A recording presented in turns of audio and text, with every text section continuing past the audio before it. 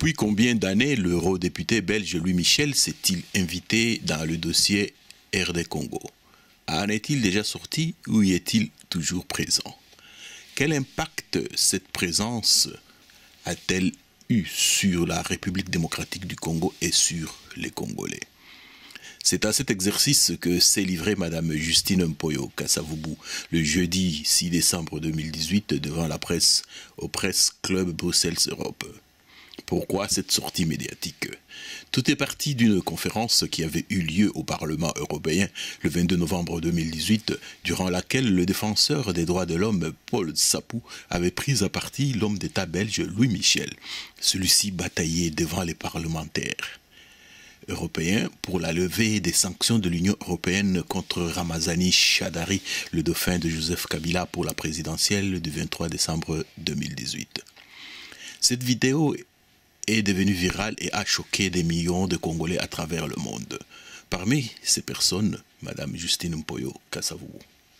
Entourée par le membre de son gouvernement de la diaspora, Mme Justine Kassavubu a ainsi livré le fond de sa pensée. Elle a d'abord été introduite par M. Bruno Kassonga, son chargé de communication. Dans un véritable pamphlet intitulé « Louis Michel, le roi Léopold II du XXIe siècle », l'orateur n'y est pas allé par le dos de la cuillère. De Louis Michel, il dit ceci. Aujourd'hui, le sang ne coule plus sur les lianes dans la profondeur de la forêt équatoriale, mais plutôt sur la latérite que retournent les bulldozers sous la poussière suffocante et polluante des minéraux cuprifères. Après s'être approprié sans bourse déliée de vastes concessions minières ou simplement à des prix dérisoires, il ne voudrait pas se contenter de plantureux bénéfices annuels. Il voudrait s'assurer qu'il y ait, en plus à la tête du pays et de toutes les structures dirigeantes, un homme de main qu'accompagnent des turiféraires attitrés pour jouer parfaitement leur rôle. Mme Justine Kassavubu dressera ainsi un réquisitoire très sévère sur l'immixtion de Louis Michel dans la politique congolaise. Le grand désarroi dans l'opinion congolaise et ici en diaspora, que le rôle que se donne M. Louis Michel a atteint vraiment des extrêmes et qu'il n'est plus possible de se taire ou de regarder la Belgique rester impuissante ou indifférente par rapport à cela. Alors nous allons donner quelques exemples pour montrer que nous en avons assez de cet esclavagisme. Il faut quand même se souvenir que nos espoirs pour la démocratisation se sont évanouis dès lors qu'en Belgique, en 1999, il y a eu le changement de majorité et que les socio-chrétiens ont été renvoyés à l'opposition et que les libéraux sont arrivés au pouvoir. Et là, nous sommes en 1999. Et donc, on a tout de suite compris que, devenu vice-premier ministre et ministre des Affaires étrangères, M. Louis Michel a eu à cœur, un premier souci, c'est de remettre pied en Afrique. Et lorsque la commission Lumumba a été mise en place, il est le premier qui canalise la vision de la Belgique sur le Congo par rapport au tribalisme. Parce qu'il dit, si nous devons demander pardon au peuple congolais par rapport à l'assassinat de Patrice Emery Lumumba, eh bien nous irons demander pardon à sa tribu.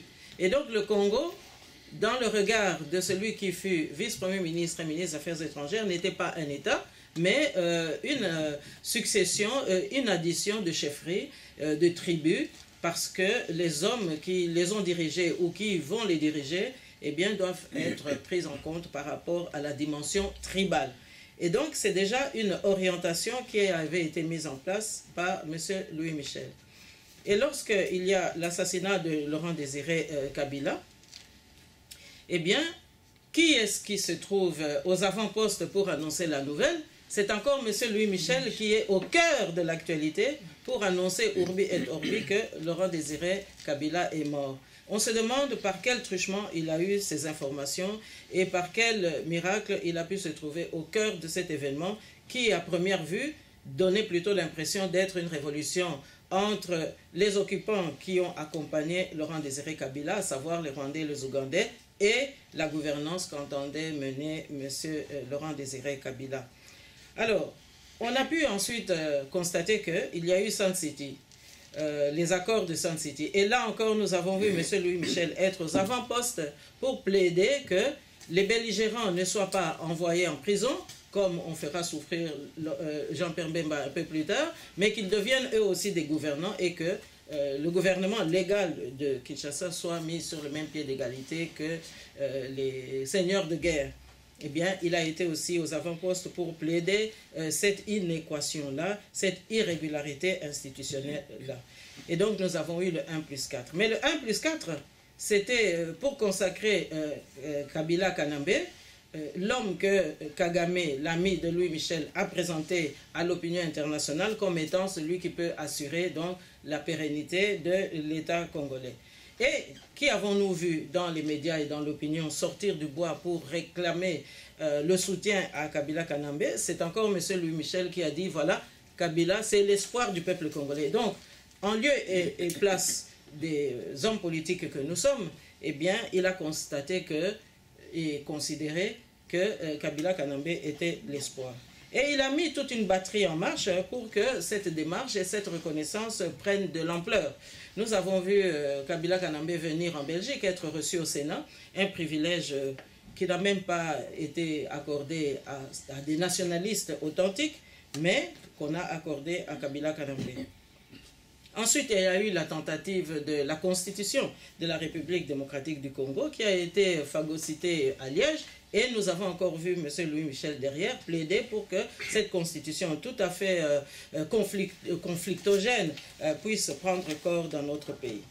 Alors, nous avons vu que cela signifiait quoi? Mais cela signifiait que les Congolais devaient se soumettre à cette constitution. Et lorsque nous, sur le terrain, nous nous sommes levés pour créer le rassemblement pour le non à cette constitution, il y a eu des voix libérales encouragées par M. Louis Michel pour considérer que nous étions plutôt des irresponsables parce qu'il fallait absolument accepter cette constitution. Et l'année suivante, à l'approche des élections de 2006, nous avons vu en 2005, M. Louis Michel convaincre le président de la Commission européenne d'alors, M. Barroso, de l'accompagner pour le couvrir, aller au Congo et s'adresser au Parlement congolais. J'étais sur place et donc j'ai bien vu ce qui s'est passé et exhorter la classe politique à accepter qu'on puisse prolonger, donc c'était déjà un premier glissement, qu'on puisse prolonger le séjour au pouvoir de Kabila Kanambe, car l'opposition à l'époque avait mis un ultimatum que le 30 juin 2005, tout devait s'arrêter et que la commission électorale indépendante ne devait pas prolonger le séjour ou en tout cas le pouvoir de Kabila, mais qu'il fallait qu'on passe finalement à la phase de la préparation des élections. Eh bien, nous avons vu M. Barroso, nous avons vu M. Louis Michel parler avec une sorte de détermination absolument outrageuse vis-à-vis des parlementaires congolais pour les exhorter à suivre la voie de la commission électorale indépendante, c'est-à-dire de cautionner le glissement qui a permis à Malo Malo de reconduire 2 fois 6 mois le pouvoir de Kabila Kanambe. Et qu'est-ce qu'on a vu comme conséquence politique en Europe à ce moment-là? On a encore vu M. Louis Michel venir plaider au sein de l'Union européenne pour qu'il y ait une force militaire en plus de l'ONUC, donc les forces des Nations Unies, pour aller sécuriser les élections. Mais en réalité, c'était une force pour aller sécuriser la fraude électorale qui devait maintenant consolider le pouvoir de son espoir, parce que le peuple congolais n'en avait pas encore eu assez du désespoir qu'engendrait cette politique de Kabila Kanambe. Et alors, en résultat de tout cela, nous qui croyons encore faire notre devoir patriotique en soutenant le deuxième candidat qui challengeait Kabila Kanambe au 2e tour, à savoir Jean-Pierre Bemba, eh bien, Jean-Pierre Bemba a dû renoncer à sa victoire, puisqu'il a dit, sous pression justement du leader libéral, qu'il acceptait désormais l'inacceptable. Et nous avons vu comment tout cela s'est terminé, avec une guerre en bonne et due forme à Kinshasa, dans la résidence de M. Bemba. Nous y étions présents, donc nous avons risqué notre vie aussi. Et voilà Kabila Kanambe qui a été reconduit avec une constitution justement que nous avons décriée. Alors, là-dessus, évidemment, cette consolidation de la politique de Kanambe encouragée par M. Louis Michel, eh bien, il y a eu toutes sortes de trafics. Il y a eu la porte ouverte au Katanga Et nous avons vu, au fur et à mesure, des amis de M. Louis Michel débarquer au Katanga parce que c'était le lieu où on pouvait apprécier les autorités locales et provinciales et, mon Dieu, se faire quelques rêves et puis, justement, consolider les acquis en matière première tels que M. le ministre vient de les évoquer tout à l'heure. Alors, on a vu aussi qu'il y a eu un grand trafic qui a été couvert par le MR, le parti de M. Louis Michel. Des matières premières qu'on a dénoncées comme étant destinées à la Corée du Nord ou à l'Iran, eh bien, transitaient aussi en Belgique. Et là encore, M. Louis Michel a encouragé le pouvoir de Kinshasa. Et nous avons vu que la conséquence de toute cette période, 2006 jusqu'en 2010, eh bien, ça a été que l'anniversaire de l'indépendance en 2010, c'est-à-dire le 50e anniversaire de notre pays, eh bien, qu'est-ce que nous avons vu? Eh bien, ce n'est plus Albert II qui officiait en tant que souverain, mais il y avait un roi qui devait venir et qui a fait attendre tout le monde pendant 2 heures de temps. Le roi des Belges n'était plus le roi des Belges, mais il était un figurant parmi d'autres leaders, parce que le vrai roi du Congo, c'est M. Kagame, qui devait d'abord attendre qu'on installe tout le monde. Et ça, c'est M. Louis Michel qui avait encouragé. Il fallait qu'on installe d'abord tout le monde pour être sûr qu'il n'y a pas un terroriste quelque part pour abattre son avion, comme il a été parmi les commanditaires qui ont abattu l'avion de M. Abiyarimana quelque temps plus tôt. Et donc, avec tout ça, nous avons l'année suivante des élections en 2011, et vous savez ce qui s'est passé. Nous avons encore vu le mouvement réformateur, donc le mouvement de M. Louis Michel, et lui-même aussi, qui après avoir quitté la vice-primature et le ministère des Affaires étrangères, puis avoir été à la Commission européenne comme commissaire, et maintenant, en consolidant justement son rôle, eh bien, nous avons vu que le nouveau ministre des Affaires étrangères, toujours du MR, avait été aussi enjoint pour déclarer que, oui, la victoire de l'opposition n'était pas de nature à être modifiée et que l'ordre d'arrivée devait être tel. Mais en réalité, en examinant toutes ces injustices, qu'est-ce que nous avons constaté? Quelle a été vraiment la motivation de M. Louis Michel, tel qu'aujourd'hui les témoignages le démontrent? Eh bien, c'est que M. Louis Michel, en réalité, il travaille pour la balkanisation. Et quelle balkanisation? Eh bien, nous avons des informations très précises que, eh bien, sa volonté, c'est d'abord de créer une carte alternative par rapport à Kabila Kanambe. Il a dit l'autre jour au Parlement qu'il soutenait Chadari. Oui, mais il n'a pas dit qu'il avait aussi soutenu, en réalité, la carte de M. Katumbi, parce que c'est ça, la carte majeure qu'il défend. Et en disant qu'il soutient M. Chadari, qu'est-ce que cela signifie? Quelles sont les implications? Eh bien, c'est tout simplement parce que Chadari et Kabila, c'est du pareil au même.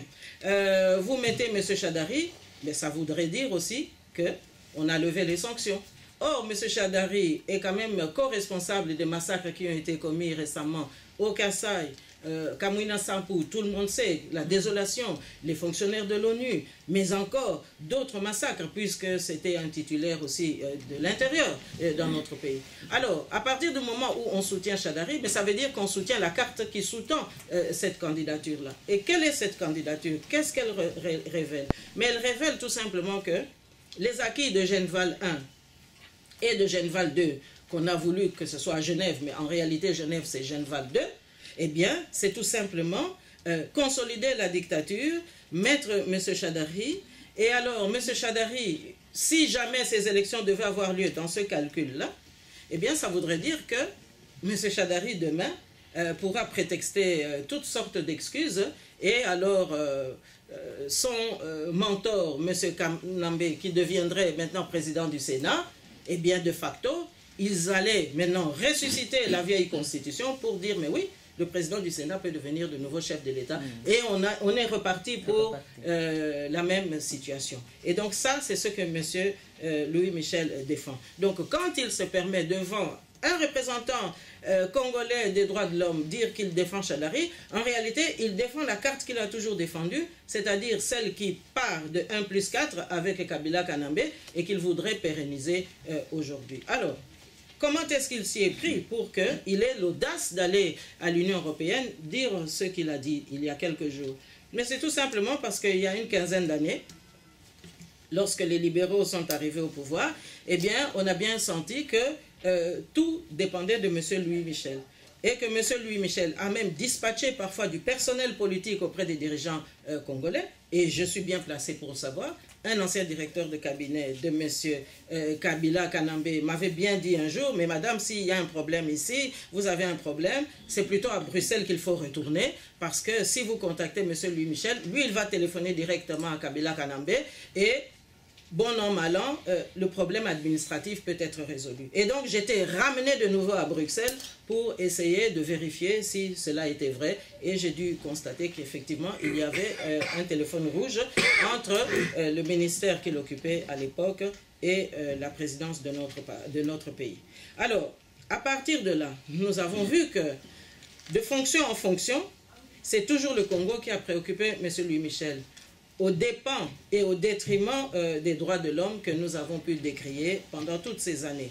Alors, lorsqu'il a raté la fonction de secrétaire général de l'ONU, eh bien, il s'est rabattu maintenant aux ACP. Et aux ACP, toujours pour avoir une mainmise sur le Congo, pour influencer les décisions sur le Congo. Et nous croyons encore bien savoir que la décision irrationnelle de la France de mettre une anglophone, même si elle parle français, à la tête de l'Organisation internationale de la francophonie, que ça émane encore des interférences de M. Louis Michel. Parce que demain, en cas d'élection frauduleuse, Chadari, par exemple, eh bien, il faut que l'Organisation internationale de la francophonie puisse dire « Ah mais non, il y a eu peut-être quelques irrégularités, mais ce ne sont pas des irrégularités de nature à changer l'ordre des choses. » Et voilà comment on allait encore embobiner l'opinion par rapport à cela. Ça n'a pas suffi. M. Louis Michel, nous l'avons rappelé tout à l'heure, a fait une tournée des capitales africaines, certaines capitales africaines, pour justement conditionner les leaders africains, acquis à sa cause depuis une quinzaine d'années, afin que demain, ils soient de nouveau aptes à accepter l'inacceptable encore une fois. Alors, cette stratégie de domination, cette stratégie de mise sous coupe de leaders africains, eh bien, c'est toujours pour conditionner l'assistance et la fuite donc en avant des autorités européennes par rapport aux exigences du peuple congolais. Alors, cette balkanisation que nous disons, que nous dénonçons ici, eh bien, c'est tout simplement de couper le Congo en trois. Nous avons reçu un rapport venant justement d'Allemagne, d'intervenants, de correspondants en Allemagne, pour nous dire que voilà, il est prévu une république du Kivu. Excusez-nous du dessin qui est un peu approximatif, mais on voit très bien que le Katanga est destiné, dans cette stratégie de Louis Michel, de devenir une république, et que la partie ouest serait donc laissée à ce que nous connaissons aujourd'hui comme République démocratique du Congo. Alors que le peuple congolais a dit non à la balkanisation, et donc voilà les raisons pour lesquelles M. Louis Michel a été dire au Parlement européen qu'il fallait qu'on lève les sanctions, tout simplement pour rendre beaucoup plus flexible et beaucoup plus négociable la carte de Chadari, qui en réalité cache la volonté de réinstaller M. Katumbi. Or, M. Katumbi, au regard de la Constitution, ne répond pas à certaines exigences. Alors, qu'est-ce que l'opinion congolaise constate en outre? Eh bien, c'est que on nous a dit qu'il fallait une candidature de l'opposition. Mais on va remarquer tout de suite que Genval 2, c'est-à-dire Genève, ça n'a même pas réuni toute l'opposition, mais que ça a été une opposition sélective, une opposition conditionnée pour permettre que, le cas échéant, si la carte Chadari ne passe pas, eh bien que ce candidat unique de l'opposition puisse garantir que M. Katumbi sera de nouveau réintroduit dans le jeu. Et là, on ne parle pas des opposants que nous sommes. Au niveau du gouvernement belge, nous sommes de ceux qui, aujourd'hui, voulons placer la Belgique devant ses responsabilités. Il n'est pas possible de comprendre comment, pendant presque 20 ans, un seul homme ait pu conduire la politique étrangère de la Belgique, sous couverture que c'est l'État belge, alors qu'on voit bien les dégâts sur le plan local, qu'il y a manifestement des conflits d'intérêts. Et nous demandons donc quel est l'acte juridique que la Belgique a pu consentir pour que M. Louis Michel se sente autorisé, député ou citoyen de Jodogne, ou hier vice-premier ministre ou ministre des Affaires étrangères, et que par toutes ces étapes, il se soit toujours senti autorisé à prendre des décisions d'impérium sur la République démocratique du Congo contre la majorité du peuple congolais. Alors, aujourd'hui, nous avons 10 à 12 millions de morts. Mais ces 10 à 12 millions de morts, même si on peut discuter sur les chiffres, mais nous savons qu'au moins 8 millions de morts sont déjà tombés depuis 15-20 ans. Mais ces 8 millions de morts, mais ça représente pratiquement la population de la Belgique. Est-ce qu'on peut s'imaginer un seul instant que la Belgique puisse disparaître sans que le monde entier ne s'émeuve et ne réagisse? C'est ce qui nous pousse à dire que, en ce qui concerne l'Afrique centrale, il y a une politique de 2 poids 2 mesures par rapport à la politique que les pays occidentaux nous appliquent. C'est-à-dire un petit viol ici, je déplore cela car je suis une femme et je sais ce que c'est comme souffrance, mais un petit viol ici ou un grand drame de viol ici, eh bien les commanditaires vont en prison. Mais on massacre des millions de femmes au Congo et l'ancienne puissance coloniale n'est même pas en mesure de mobiliser son opinion pour qu'on y mette fin. Parce qu'il y a des complicités évidentes, évidemment, avec ceux qui occupent notre pays, et au premier chef, le Rwanda, et au deuxième chef, l'Ouganda. Et donc, nous demandons que toutes ces victimes puissent un jour obtenir réparation.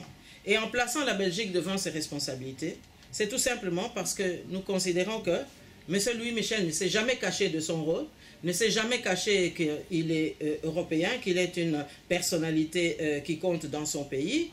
Et bon, ces victimes demandent réparation financière. Alors, cela implique soit que nous évaluions ce préjudice subi par nos populations depuis 20 ans et que le Rwanda aussi devra rembourser. Soit que le dossier du contentieux puisse éventuellement être aussi évoqué. Parce que finalement, l'impunité qui court en Afrique centrale est nourrie aussi par l'impunité qui a couvert aussi la Belgique pendant toutes ces années, au point qu'un homme puisse se sentir autorisé à bafouer la souveraineté d'un autre État, mais tout simplement parce qu'il se sent inviolable, intouchable, hein, et tout à fait toléré à faire ce qu'il fait. Alors, nous appuyons, à ces dires, l'argumentaire qui veut que il y a le témoignage il y a quelques mois d'une émission à la télévision belge où on avait mis le passé colonial en balance avec l'actualité et nous avons bien vu que les tenants et aboutissants de cette émission faisaient dire à la Belgique que par rapport à son passé au Congo et à sa politique actuelle vis-à-vis du Congo, eh bien qu'elle n'avait pas à présenter des excuses, mais qu'elle devait plutôt s'assumer. Alors nous pensons que oui, effectivement, si la Belgique accepte de s'assumer, eh bien, ça veut dire qu'elle doit aussi assumer les torts que M. Louis Michel a commis en son nom contre le peuple congolais. Puisqu'aujourd'hui, 20 ans après, ceux qui ont connu le Congo à l'époque sont désolés de voir le résultat que ce pays aujourd'hui a atteint et de voir aussi la désolation. Alors, nous voyons aussi que nous exigeons, plus exactement, du mouvement réformateur et du gouvernement belge qu'il clarifie l'opinion. Parce que nous ne pouvons pas comprendre que jusqu'à ce jour, M. Louis Michel continue à aller d'instance européenne en instance internationale, plaider pour la dictature contre le peuple congolais. Alors, quel est le rôle de M. Louis Michel? Quel est le rôle de M. Didier Reynders, ministre des Affaires étrangères? Quel est le rôle de Charles Michel, le Premier ministre belge?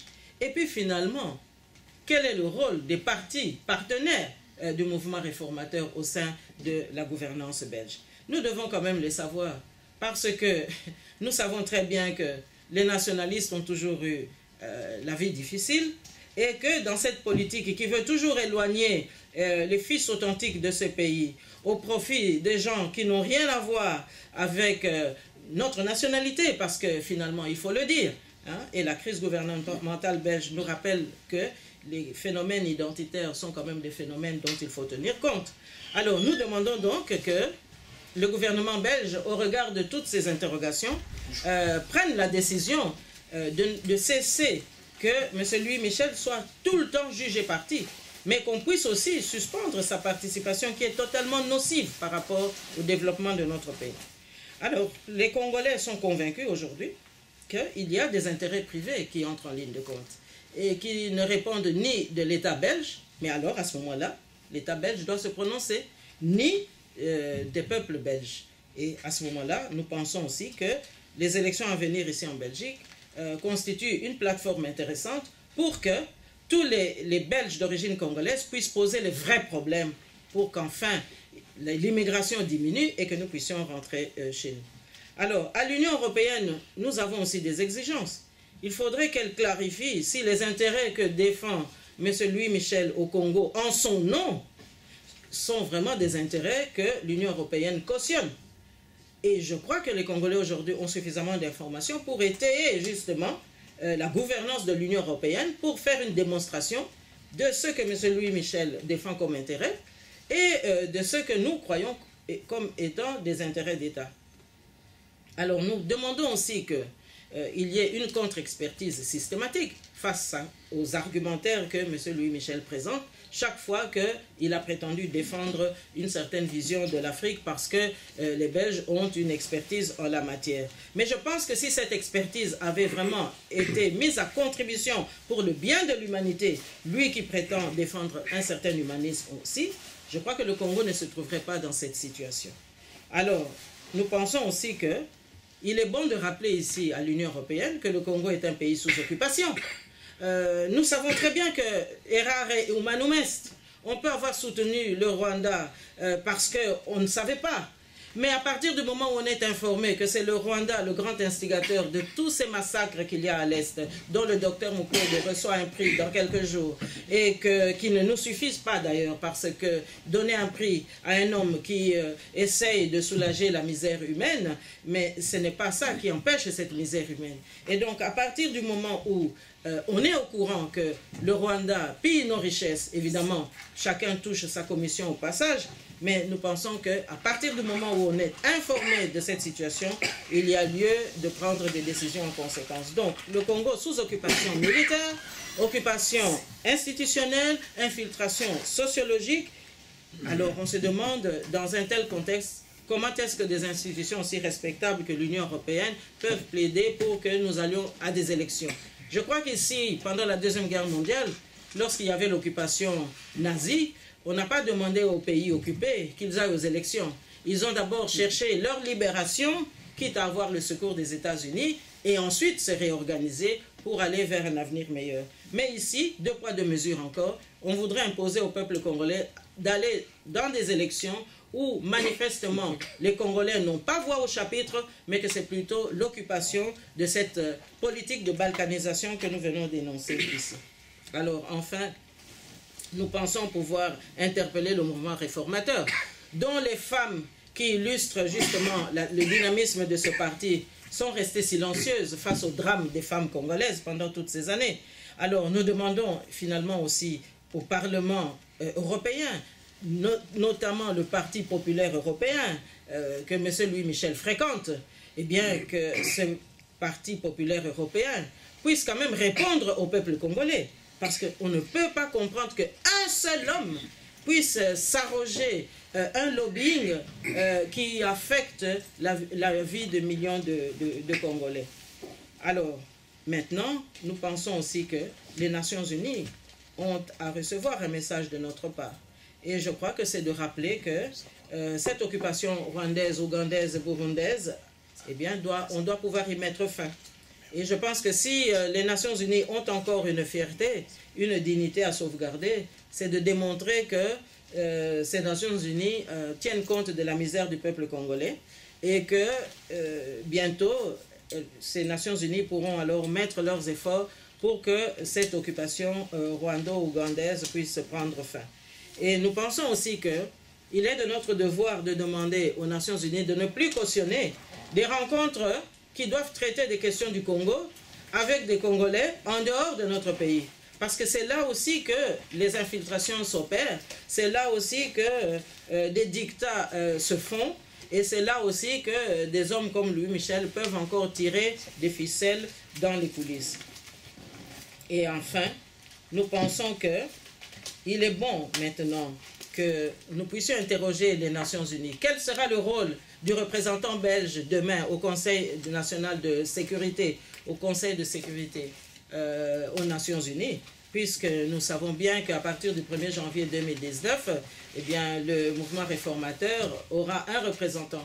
Sera-t-il là instrumentalisé encore par Louis Michel pour prendre des décisions contre le peuple congolais, ou sera-t-il là pour simplement cacher justement ces conflits d'intérêts que nous venons d'énoncer tout à l'heure?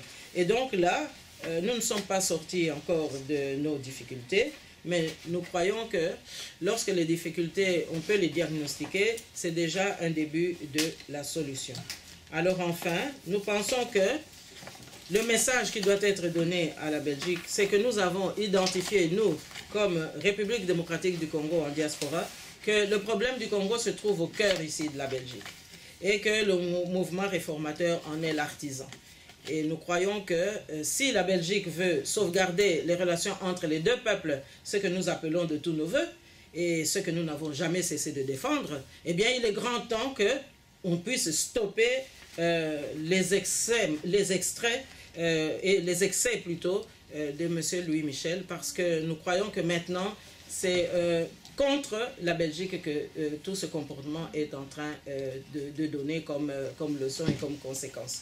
Donc voilà, chers amis, l'essentiel des exemples que nous devions donner et de l'interpellation de ce jour par rapport à la sortie inattendue et inadmissible de M. Louis Michel lorsqu'il s'est présenté devant les instances européennes pour exiger la levée des sanctions contre des criminels en Afrique centrale. Et donc, je vous remercie pour votre attention.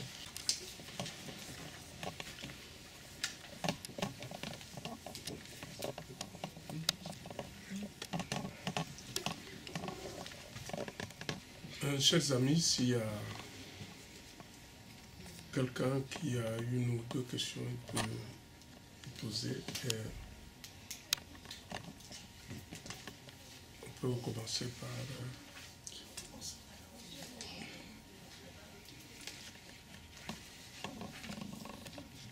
S'il n'y a pas de questions, tant mieux aussi. C'est que le message est bien passé. Bon, je peux...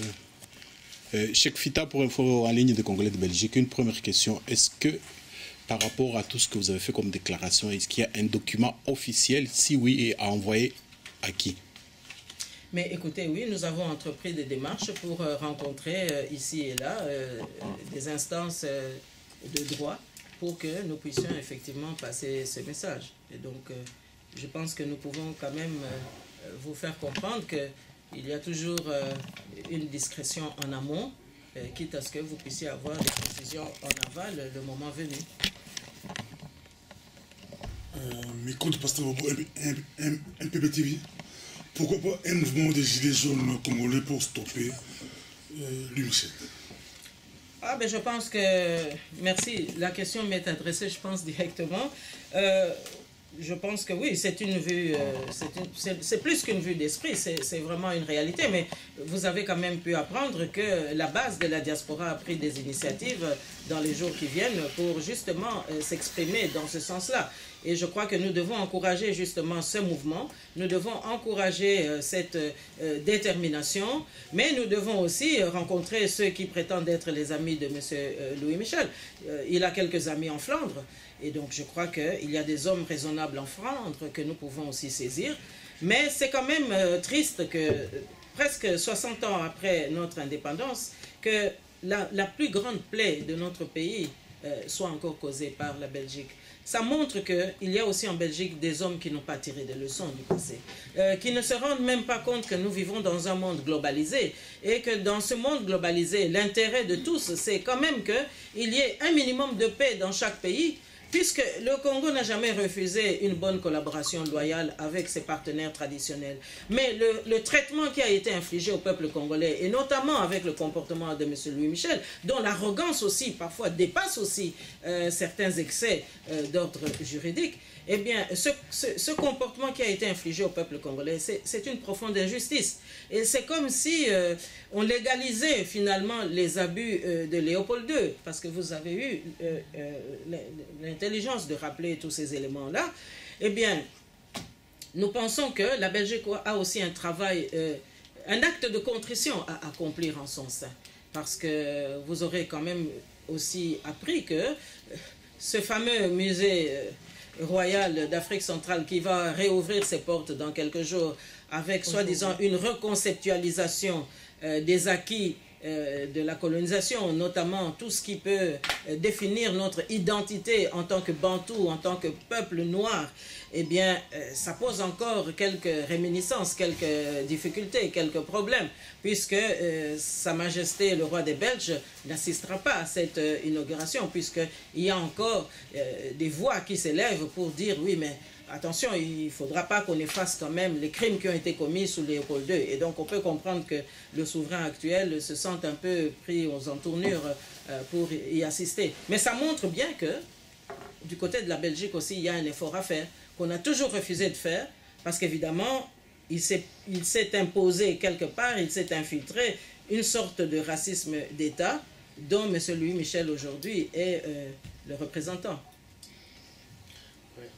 Ali Memongala, ma question est celle-ci. Est-ce que pensez-vous que Louis Michel agit seul dans cette démarche-là de déstabilisation du Congo? S'il n'agit pas seul, quelles sont peut-être les démarches que vous pouvez faire pour identifier les autres auteurs? Parce que bon, pour mener de bonnes actions, moi je pense qu'il faut bien identifier les auteurs. Parce que peut-être derrière lui, il y a encore des gens qui sont derrière et qui les soutiennent également. Est-ce que vous avez déjà identifié ces auteurs? Mais merci beaucoup pour cette question. Écoutez, nous en savons plus que ce que nous avons bien voulu dire aujourd'hui. Vous savez, la responsabilité politique, ce n'est pas une attaque tous azimuts de manière irréfléchie. Nous sommes ici pour à la fois informer, pour alerter et puis pour interpeller. Et je pense que votre préoccupation pourra venir en son temps si la Belgique ne se réforme pas, si la Belgique ne s'amende pas, si la Belgique ne fait pas un effort de répondre aux questions élémentaires que nous avons soulevées ici. Parce que ce que nous disons ici, c'est de dénoncer, en fait, les exagérations d'un seul homme, mais qui finalement a une boulimie des fonctions tout simplement pour avoir la main mise au Congo. Mais vous savez, nous avons déjà eu un début de réponse, car il nous a été rapporté que M. Louis Michel a un problème avec ses co-religionnaires parce qu'il vit son expérience de mouvement réformateur à la fois comme un élément de revanche, mais aussi un élément de vengeance. Parce que la revanche, c'est qu'il en avait assez qu'on le considère un peu comme le secrétaire particulier de M. Jean Gol. Eh bien, il a vu M. Jean Gol à l'œuvre, et comme M. Jean Gol avait affaire à un dictateur en face, les recettes sont encore dans les tiroirs. Et donc, il s'en est servi, et aujourd'hui, on constate que son intelligence, parce que c'est quand même faire preuve d'intelligence aussi, hein, de réussir comme ça à dompter tout un parti, mais son intelligence a quand même porté des fruits, puisqu'aujourd'hui, M. Louis Michel, pendant 15 ans, personne ne l'a contesté au MR, malgré que, sous cap, les gens déploraient certaines décisions qu'il prenait, condamnaient certains comportements qu'il affichait. Et donc, voilà. Alors, nous savons que cette revanche, eh bien, il l'a aujourd'hui bien gagné. C'est pour ça que nous, on trouve qu'il a assez gagné et qu'il a assez beurré son parti, mais que le moment est venu maintenant de passer à autre chose. Alors, quant à la vengeance, ben, c'est la vengeance tout simplement dans l'affiliation politique. Chacun sait que les socio-chrétiens ont régné sur la Belgique pendant une quarantaine d'années sans discontinuer.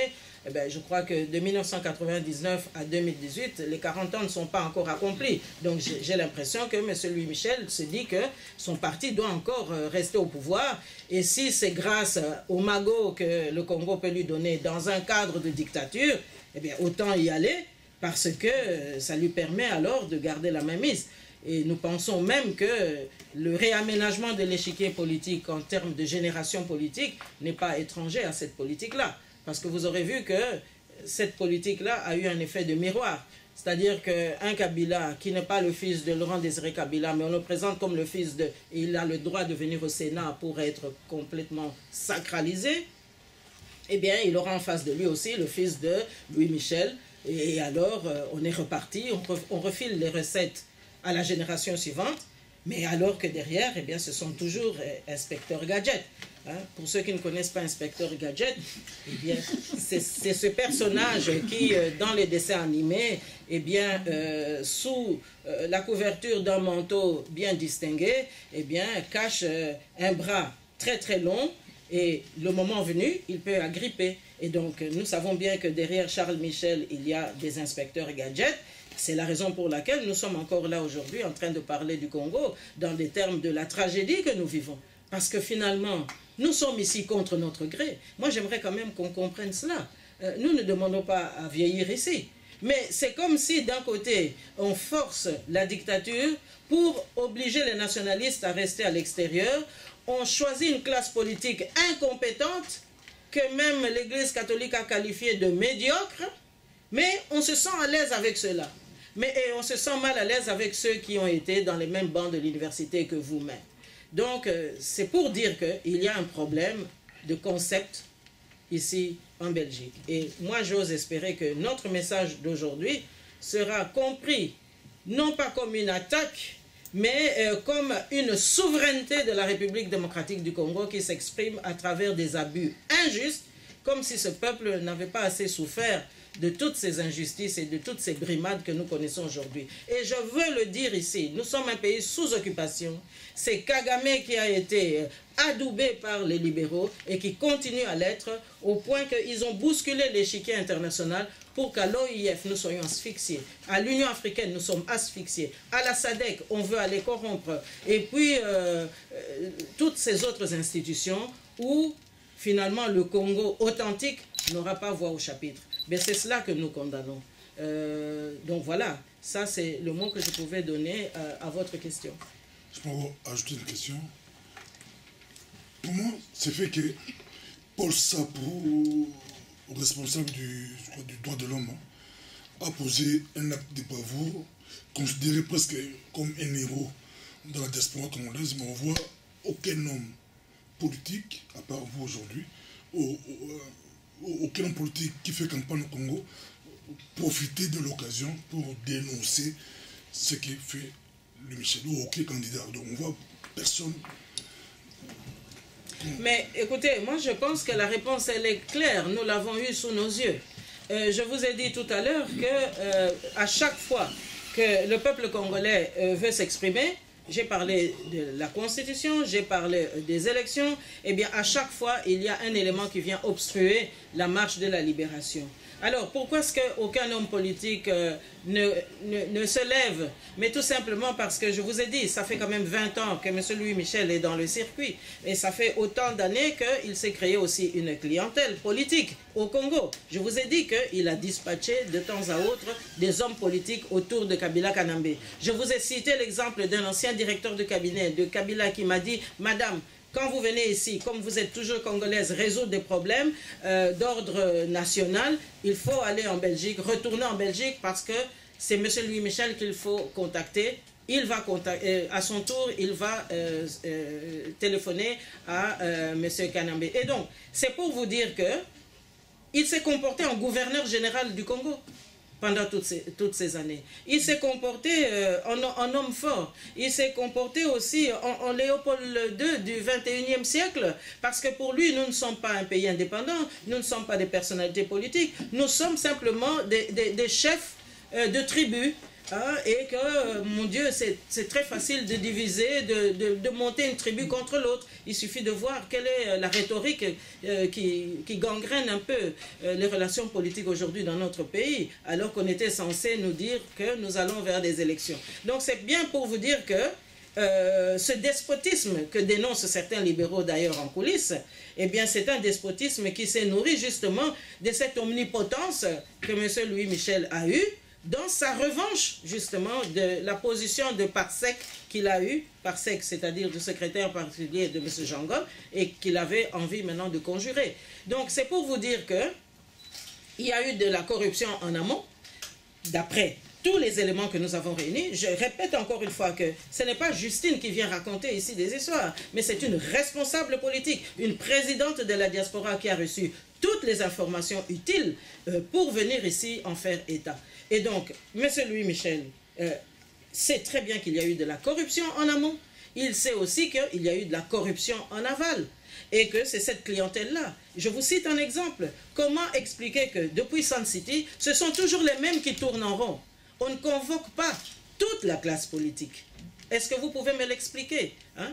Lorsque ça convient aux libéraux que, par exemple, un Olivier Kamita soit avec Mbemba, il est avec Mbemba, il est secrétaire général du MLC. Et lorsque maintenant il faut trouver des arguments pour soutenir Kabila Kanambe, on demande aux uns et aux autres de quitter le MLC pour aller au PPRD, ou en tout cas dans la majorité de Kanambiennes au pays.